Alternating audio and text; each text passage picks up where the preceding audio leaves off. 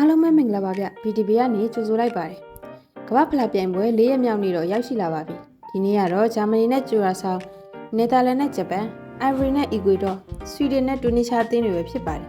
ကျူရာဆောင်းနိုင်ငံကကမ္ဘာဖလားခြေစစ်ပွဲအောင်လာတဲ့နိုင်ငံတွေထဲမှာအင်အားအနည်းဆုံးနိုင်ငံလို့ပြောလို့ရပါတယ်ဂျာမနီလိုအင်အားကြီးနိုင်ငံအတွက်တော့ဒီလိုပွဲမျိုးတွေမှာအမှတ်စုဆောင်ပြီးတွင်းကိုတွေရသလောက်သွင်းယူထားမှာပွဲမျိုးပါဒီနေ့ပွဲကတော့ကျူရာဆောင်းနိုင်ငံတွေနဲ့ဂျာမနီလိုအင်အားကြီးနိုင်ငံကအများကြီးပြန်လည်လုပ်ပြနိုင်မယ်လို့တော့မမြင်မိဘူးဗျဂျာမနီကပဲ6ပြက်ချေပြက်နိုင်မှုပွဲမျိုးပါကျွန်တော်ကတော့ဂျာမနီဘော်ဒီကိုကြိုက်ပါတယ်အုပ်စု F ရဲ့ပြည်သက်အများစုစောင့်မျှော်နေတဲ့ပွဲရတော့လာပါပြီ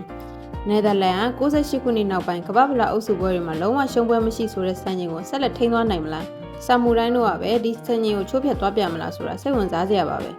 သတိထားမှာတခုကတော့နှစ်သင်းသလုံးဒဏ်ရာပြဿနာတွေကြုံနေရပါတယ်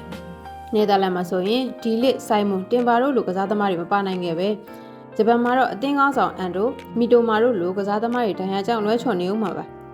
ဒီနှစ်သင်းကတော့တသင်းတကိုးကိုမရှိဒါမှမဟုတ်တစ်ဖက်တကိုးစီတေးလောက်သာပြီးမဲ့ပွဲမျိုးပါ3ကိုပြား80စာ6ပေါင်းကြီးမှာ9အောက်ကိုပဲရွေးချယ်ထားပါတယ်အမ်ဘရီကိုနိုင်ငံကနီးပြအီမာဖေးလက်ထက်မှာအတော်တင်းကြီးနဲ့ကစားပုံပိုင်ဆိုင်ထားပြီးခြေစစ်ပွဲ10ဘက်မှာလည်းပေကိုတကိုးမှမပေးအောင်ထိခန်းစစ်မှာကြောလွန်းပါတယ်အမတ်ဒီယာလိုပေပေတို့လိုဥရောပအဆင့်ကစားသမားတွေရှိနေပေမဲ့အဓိကခန်းစစ်ကစားသမားအန်တီကာရဲ့တိုင်ရတော့ဒီပွဲမှာလွှဲချနိုင်ရရှိပါတယ်။အီကွေဒေါကတောင်အမေရိကစုံမှာအာဂျင်တီးနားရဲ့အောက်ဒုတိယနေရာနဲ့ခြေစစ်ပွဲအောင်လာခဲ့ပြီးလက်ရှိမှာလည်း19ပွဲဆက်တိုက်ရှုံးပွဲမရှိကစားထားတဲ့အသင်းမှာကန်စီတို့ဗလင်စီယာတို့လိုကစားသမားတွေရှိပြီးခန်းစစ်တည်ငြိမ်တဲ့အသင်းမှာပဲ။ဒါကြောင့်ဂိုးပေါင်းကြီးကိုမြင်ရခဲ့တဲ့2ဂိုးဆိုရင်ပြား90ထိပေးထားပါတယ်။ဘယ်လိုနေနှစ်ဖက်သွင်းကို2ဂိုးရတော့ပြည့်မဲ့ပွဲမျိုးမို့ဂိုးဘော်ကိုပဲရွေးချယ်ထားပါတယ်။ဆွီဒင်နိုင်ငံကခြေစစ်ပွဲအုပ်စုအဆင့်တွေမှာအတော်ရုန်းကန်ခဲ့ရပြီးနီးပြဂရီဟမ်ပေါ်တာနဲ့အတူရှုံးထွက်အဆင့်မှာတော့အာဆင်နယ်တိုက်စစ်ကစားသမားပီတာရော့ခရက်ရဲ့ခြေစွမ်းပြဂိုးတွေနဲ့အတူခြေစစ်ပွဲအောင်လာတဲ့အသင်းမှာပဲဆွီဒင်ကသူတို့ရဲ့တိုက်စစ်ဖြစ်တဲ့ရော့ခရက်အီဆက်တို့လိုထိပ်တန်းတိုက်စစ်မှုတွေပိုင်ဆိုင်ထားတာလည်းအားသာချက်တစ်ခုပါတူနီရှားနိုင်ငံကတော့ခန်းစစ်ကွေးလန်မှာကြောမှုနဲ့အတူအာဖရိကဆုံးခြေစစ်ပွဲကိုအေးစစ်အောင်လာတဲ့အသင်းမှာ